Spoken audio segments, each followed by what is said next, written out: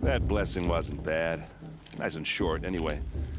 But I know a half-dozen Oseram tinkers who could put on a better fireworks show. Oops.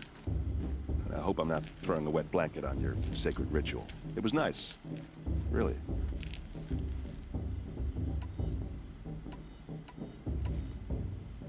I never heard anything about Red Raids growing up. What were those? Your tribe was at war and you didn't even know? Were you kept hidden away? Did you have overprotective parents or something? I grew up as an outcast, shunned by the tribe. Oh, yeah, I've heard the Nora do that. That seems cruel, if you ask me. But even an outcast knows about the derangement of the machines, right? How they get deadlier every year? Well, the mad Sun King figured if he spilled enough blood to the Sun God, it would calm the machines. Didn't work. But for years, he raided the tribes and took captives for sacrifice. My sister among them. The Nora put up a good fight, but lives were lost. So, what happened? How did it all end? The Mad King's own son united Carja rebels with Oseram freebooters. Together we did the impossible, took back Meridian and killed the crazy old king. So now the son sits on the throne and it's a big improvement. Under Avad there's no more sacrifices, no more slavery. People from all tribes are welcome in Meridian now, even Nora exiles. You really should come visit. Who are the Oseram? Oh, that's my tribe, far to the northwest. We're good at three things: arguing, working steel, and brewing. And freebooters. What are those?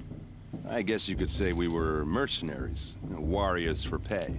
Except a lot more loyal than that makes us sound. Avad couldn't have taken down his father without our metal and muscle. And now, some of us serve proudly as his personal vanguard.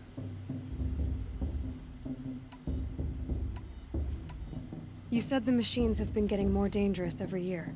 Yeah, I don't have to tell you that, right? First I've heard of it. Oh, sorry, I just assumed everyone knew.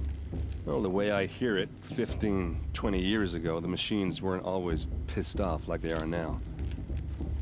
When a hunter came at them, they'd spook and run. So it was hard to take them down, but not dangerous, so long as he was smart enough to jump out of the way. But then the derangement starts up and everything changes. Now, when a hunter fires a shot, the machines snarl and charge right at him. A few more years pass and they start attacking people on sight.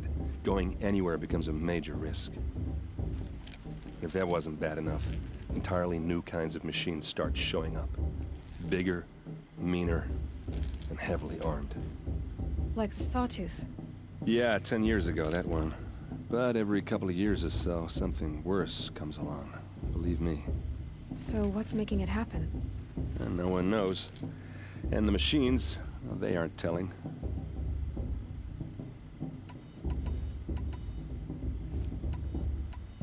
Tell me about the derangement again. Well, the way I hear it, 15, 20 years ago, the machines weren't always pissed off like they are now. When a hunter came at them, so it was hard, but then now when a few more, if that wasn't bad enough. Like the Sawtooth. Yeah, 10 years ago. So what's making it happen? And no one knows.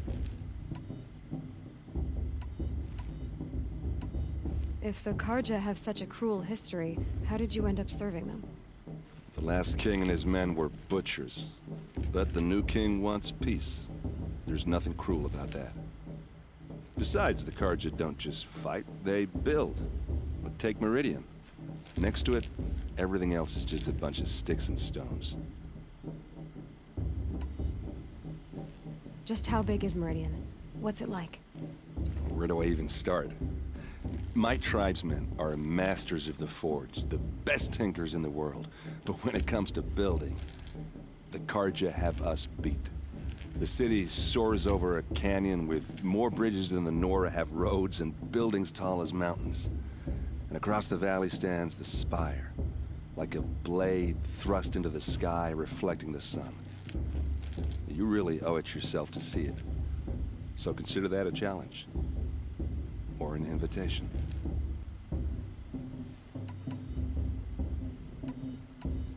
I want to ask you about something you said before. Ask away. Tell me about Olin again. When he's not scrounging, he's scouting. Exactly the skills you want the man guiding your expedition to have. I've known him for a few years. He's a loyal Yeah, well, good luck in that proving thing. Maybe I'll see you in Meridian someday. Who knows? Aloy, now that the blessing has been made, you and I finally have a moment to speak. I hope the ceremony wasn't too unpleasant for you, given your circumstances.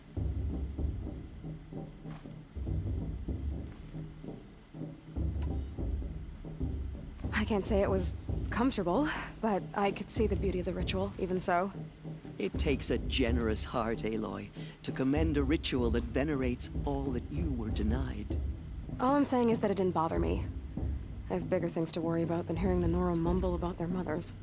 I see. I imagine you must have questions for me then.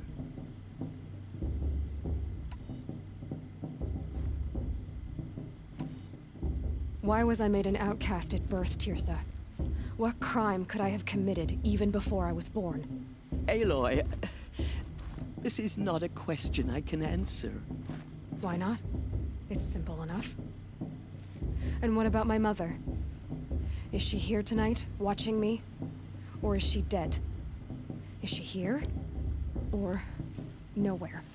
I am sure your mother is here with us, if only in spirit.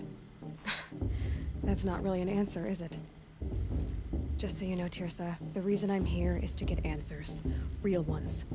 And when I win the proving, I will demand them. I know, Aloy. I would expect nothing less.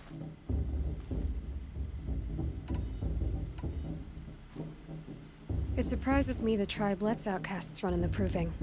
It's not like the Nora to be so hospitable. It has always been law that any child outcast has this right, as a means to rejoin the tribe. So far as I know, however, you are the first ever to exercise this right. I'm not surprised. I doubt many outcast children survive long enough in the wilds to come of age. I think, rather, it is because child outcasts are so rare. In all my years, I've only known of one other child who was cast out. A boy of 13, who killed his mother. But at the proving 5 years later, he did not appear. No. I'd be surprised if he survived very long on his own. But at least he had a chance. Other tribes would have simply executed him.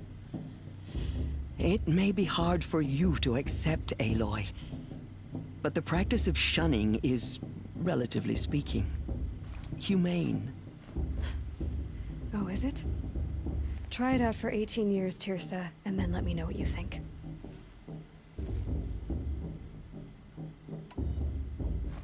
What about Rost? Why was he made an outcast? So, he never told you? He said he swore an oath never to speak of it. Yes. As did I, and the other matriarchs. I'm sorry, Aloy, but Rost's past is another secret I must keep from you. What else is new?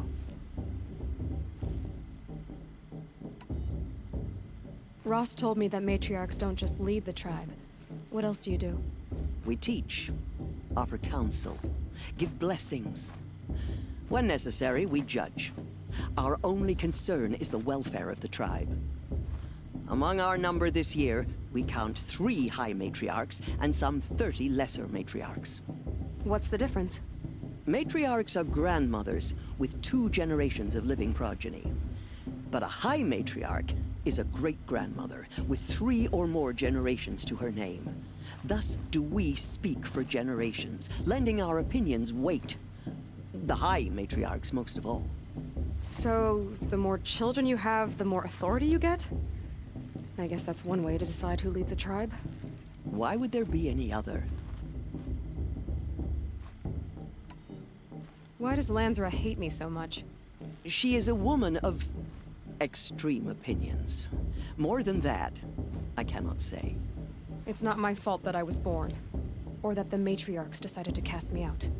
I side with you in this matter, but there are differences of opinion, and any vote of the High Matriarchs requires a majority. Why was I made an... Aloy, Why not? And what about... I am sure your mother is here. That's just so you know, Tirsa. I know, Aloy. It's surprising. It is also, I'm not surprised. I think, a boy of 13 who killed his mother. No. I'd be... But at least he had a chance. But the practice of Oh, is it? Try it out for 8... I should be going. I'm... sorry if I've been too harsh. It's just... I've wanted answers for so long. I know, child. You're not the only one who's waited years for this day. I will be praying for your success.